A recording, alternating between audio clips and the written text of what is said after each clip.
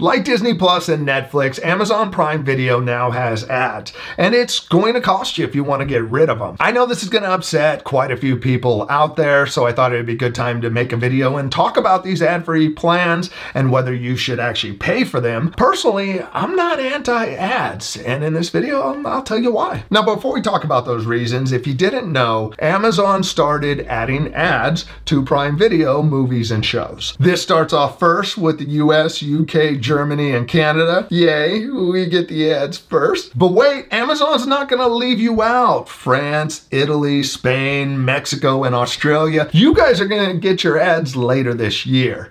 So no more free rides. Other countries, you're still in the clear. Now, if you do want to get rid of these ads, it'll cost you $2.99 a month. I'm not going to pay for that, but are you? Let us know in the comments. Now, this first reason for not paying for an ad-free plan is Amazon specific. I don't want to give them any more of my money on services. I shop there and I use their voice assistant. And when it comes to Alexa now, they're taking useful features and they're putting them behind a paywall, or they're just not making any really good new features. Amazon wants us to spend more money with them, but I think they need to know their place. They are a store I shop at that happens to have movies. When it comes to Amazon services, there really are not any that I want to pay for other than Prime. When it comes to all the streaming services, the big reason I wouldn't go for the ad-free plans is to save money. These streaming services have become really expensive over the past 5-6 years. Disney Plus in 2019 was $6.99 with no ads.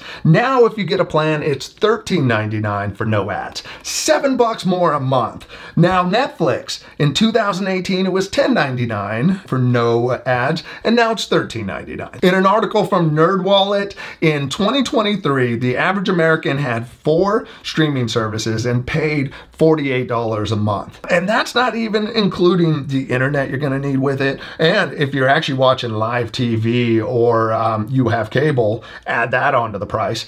It's getting pretty crazy. I want to save where I can and still get the most content for my money. Now, there are cases where I think it's a great idea to pay for the ad-free version to save a bunch of time. Like, for example, it's good to have on Discovery Plus when you're catching up with 15 seasons of Bering Sea Gold or binge watching alone with your wife. Probably saved hours. And we know time is money, although I probably could have saved more time not watching 15 seasons, but I digress. Now, before we continue, if you're liking this video at all, please subscribe. And if you're feeling generous, hit that like button too. Now, probably the biggest reason I'm not going to pay for ad-free and give any of these services more money is that content is spread out across so many services that really any one service only has maybe 3 to 5 shows that I want to watch on it. So just to watch all the shows I'm interested in, that's 5 different services. Prime Video has some great shows on it that I really like, but in reality,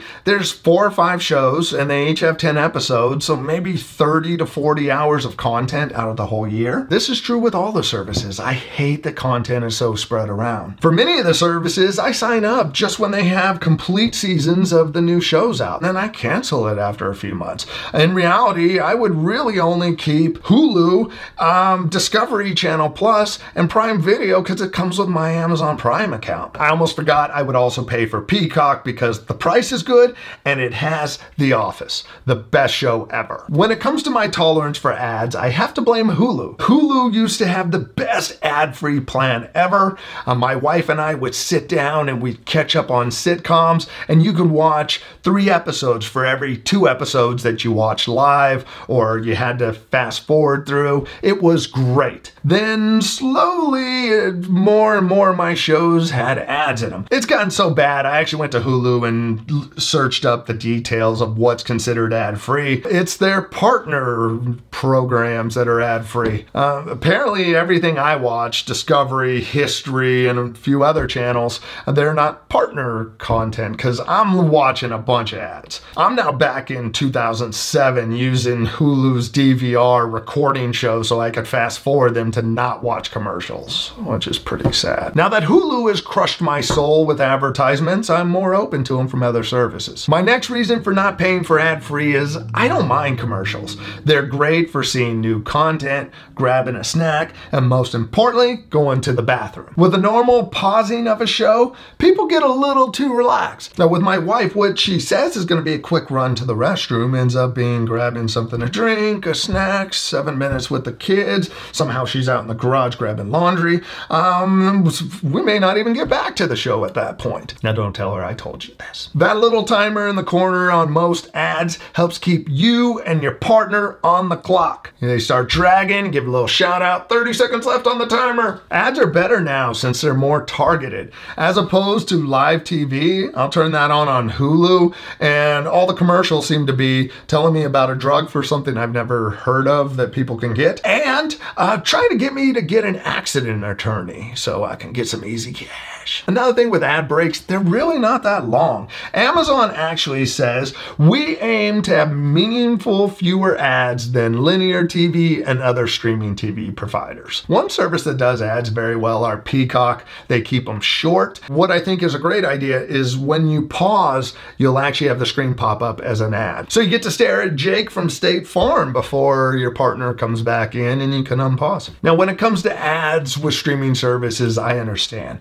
With traditional TV, that's how they had to pay for things. And with subscriptions, unfortunately, a lot of these services aren't big enough to cut it. The amount of content that's being made now is expensive. And a lot of these streaming services are losing millions, if not billions. Since the introduction of Disney Plus in 2019, they have a total streaming loss of over $11 billion.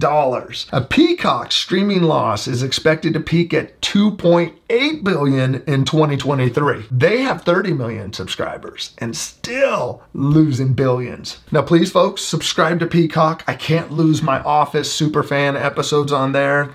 They have extra content. They're awesome. Check them out. Also, don't forget to subscribe here too. Now, if we want to have good content, someone's going to have to pay for it. These companies are going to need to keep spending or there's going to be no reason for us to subscribe. As is, it's tough to justify a lot of these services. I really do appreciate the competition between these streaming services. We've had some great content come out over the past 5 years. Now, in most cases, I'm going to go with the cheapest plan that I can get.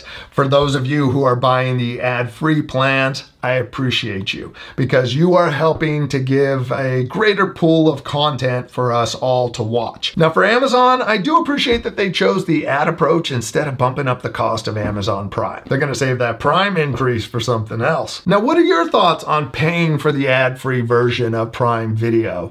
And if you are paying for ad-free on a service, which service is it? Let us know in the comments. Now, if you're looking for a great streaming device, you should check out this video over here. Great information in it that will help you out. I'll see you over there. Thanks for watching. Bye.